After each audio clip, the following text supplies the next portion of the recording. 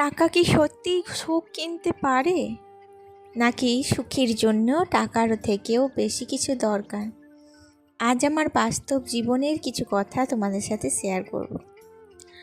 সম্মান, সুখ আর বাস্তবতা সব কিছুর মাঝখানে কি শুধু টাকাই সবচেয়ে বড় সস্তা? কি জানো পৃথিবীটাই এক, কিন্তু এই পৃথিবীর মানুষের জীবনযাপন কখনোই এক নয়।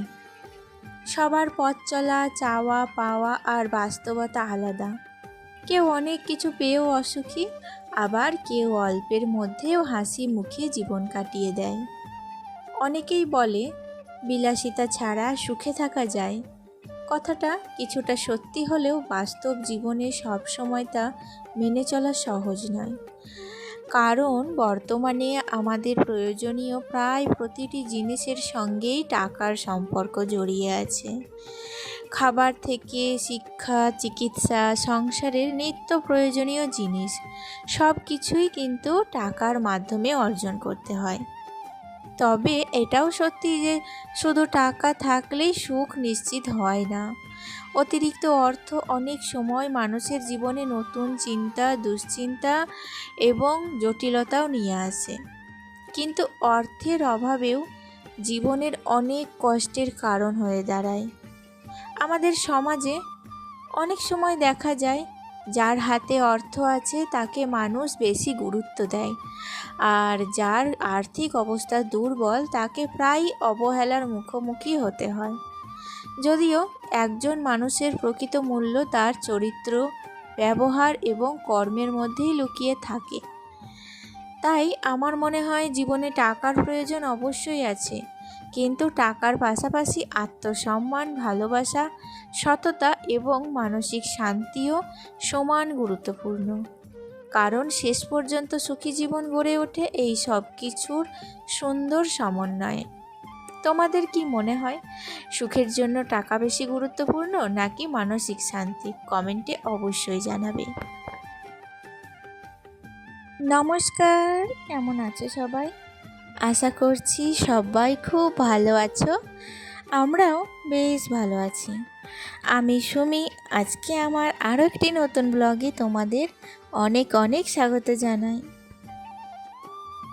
প্রতিদিনের মতো আজও সকাল থেকে একে একে ঘরের কাজগুলো শুরু করলাম।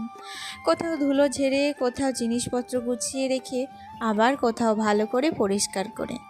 ছোট ছোট কাজগুলো নিয়মিত করলে ঘর থাকবে সবসময় পরিপাটি এবং কাজের চাপও অনেক কম হবে। সংসারের কাজ কখনো শেষ হয় না, আমরা সবাই জানি, কিন্তু সময় মেনে ধীরে ধীরে করলে সব কিছুই ম্যানেজ করা সম্ভব। আর নিজের হাতে ঘরটাকে সুন্দর করে গুছিয়ে রাখার মধ্যে একটা আলাদা তৃপ্তি আছে, যা হয়তো কোনো বিলাসিতার মধ্যেও পাওয়া যায় না। দিনের শেষে যখন দেখি ঘরটা পরিষ্কার আর গোছানো আর শান্ত পরিবেশে ভরে গেছে, তখন সব ক্লান্তি যেন অনেকটাই দূর হয়ে যায়। তোমরাও কি নিজের ঘর গুছিয়ে রাখতে ভালোবাসো? কমেন্ট করে অবশ্যই জানিও। তোমাদের মতামত পড়তে আমার খুব ভালো লাগে।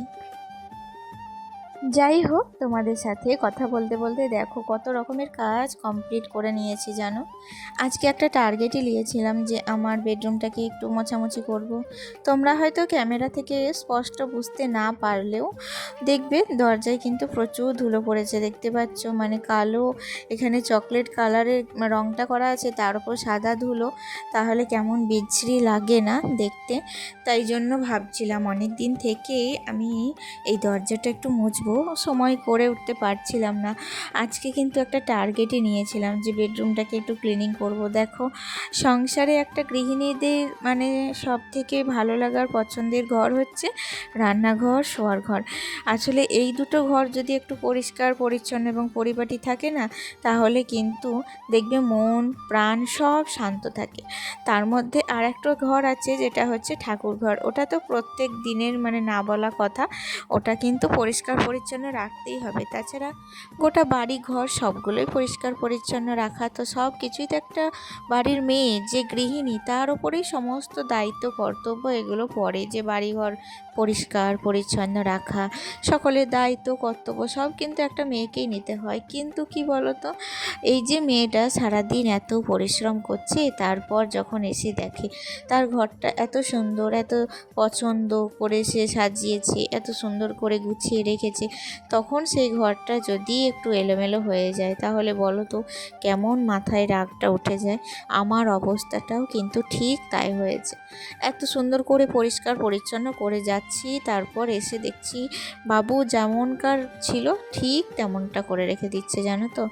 আসলে বাচ্চা ছেলে বলে কিছু বলতেও পারি না, বাচ্চারা তো একটু বদমাশি করবেই। আর এখন বাচ্চাদের একটা সমস্যা হয়েছে কি বলতো, সব সময় না একটু ফোনটা নিয়ে বসে পড়ছি, মোবাইল নিয়ে।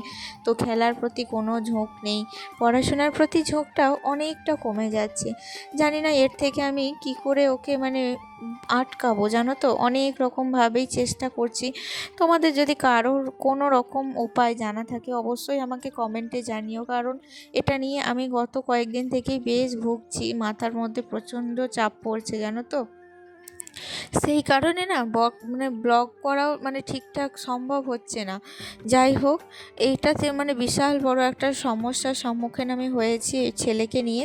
কিভাবে ছেলেকে আমি সব দিক থেকে রক্ষা করব, এটাই এখন মাথার মধ্যে সব সময় ঘুরছে। যাই হোক, তোমরা যদি অবশ্যই জানা থাকে আমাকে কমেন্টে প্লিজ জানিও। আমি কিন্তু ছেলেকে এইখান থেকে বের করে আনতে চাই।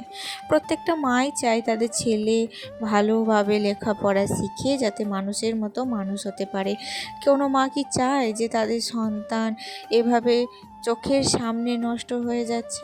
আমিও না ঠিক সেরকমটাই আমার ছেলেকেও কিন্তু একটা মানুষের মতো মানুষ করতে চাই।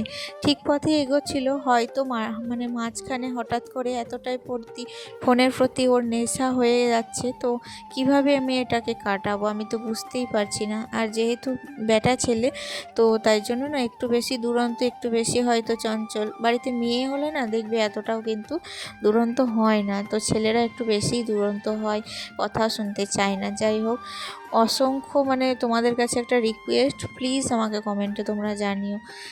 যাই হোক, দেখো এদিকে রান্নার জোগাড় করছি। আজকে অনেক রকম রান্না করব, জানো তো। সকাল সকাল রান্না বসিয়েছি, আজকে প্রায় 8:30টার মধ্যে রান্না বসিয়ে দিয়েছি। 11টার মধ্যে রান্না বান্না কমপ্লিট করে নেব, তারপরে একটু বাইরে যাওয়ারও আছে। আর আজকে এখানে দেখো সর্ষে এবং পোস্ত দুটোই কিন্তু একটু একটু করে বেটে নিলাম। মাছ এনেছিল, কিন্তু মাছটা আজকে করব না। ওই যে সকালবেলায় দেখলে ডিম সিদ্ধ করে ফেলেছি, তো ডিমগুলো তো আমি আর ফ্রিজে রাখি না, ফ্রিজটা না আমি মাছ ডিম কিছুই ঢোকাইনি। মাছগুলোকে ভালো করে কড়া করে ভেজে রেখে দেবো, কালকে হবে। আর আজকে যেগুলো তরকারি কেটেছি সেগুলোই আজকে রান্না করব। এখন দেখো আলু পটলের তরকারি, সব থেকে লাস্টে যে মেনুটা সেটাই শেয়ার করছি তোমাদের সাথে। বাদবাকি রান্না সব একটু একটু করে করা কমপ্লিট হয়ে গেছে। আর রান্নাবান্না করার পর এখন কিন্তু যাব স্নানে। তার আগে বেশ কিছু জামা কাপড় ছিল, সেগুলোকেও ধুয়ে দিয়েছি। আর সেগুলো এখন ছাদের উপরে মেলে দিচ্ছি, তারপর স্নানটা কমপ্লিট করে নেব। জানো তো, এখন না আজকে আবার ভীষণ রোদ করেছে।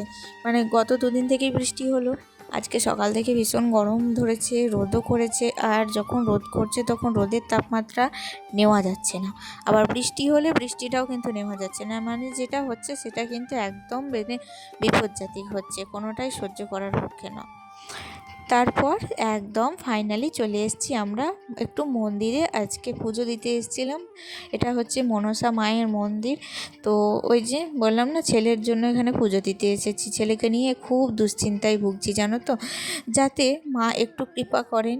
আসলে আমরা তো বাঙালিরা না, যখন দেখি চারিধার থেকে আমরা একদম ডিপ্রেশনে ভুগছি বা কোনো দিকেই কোনো রাস্তা খুঁজে পাচ্ছি না, তখন কিন্তু আমরা মায়ের শরণাপন্ন হই। আর আমরা জানি মা কিন্তু আমাদের মঙ্গল কামনায় নিশ্চয়ই কিছু না কিছু ভেবে রেখেছেন, এবং তিনিই আমাদের একমাত্র উদ্ধার করতে পারবেন। এটাই কিন্তু মনের মধ্যে একটা বিশ্বাস আছে, আর এই বিশ্বাস থেকেই মায়ের কাছে আসা।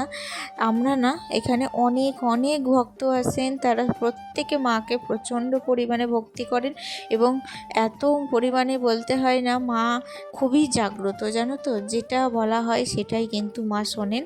তাই জন্য আজকেও আমরা সবাই মিলে চলে এসেছি। আর এখান থেকে বাড়ি যাওয়ার পথে প্রচুর মেঘ উঠেছিল, জানো। একটু দেরি করে যদি বেরোতাম তাহলে কিন্তু বৃষ্টি ঝড় সমস্তটার মুখোমুখি পড়ে যেতাম, তো বাড়ি আর ফেরাই হতো না। তারপরে যাই হোক আস্তে আস্তে বাড়ি ফেরা হতো। তো আমরা খুব তাড়াতাড়ি বেরিয়ে গিয়েছিলাম বলে কোনো একটা কিন্তু অসুবিধা তেমন হয়নি। যাই হোক তাহলে বন্ধুরা, আজকের মতো ভিডিওটি এতটুকুই থাকছে। টাটা।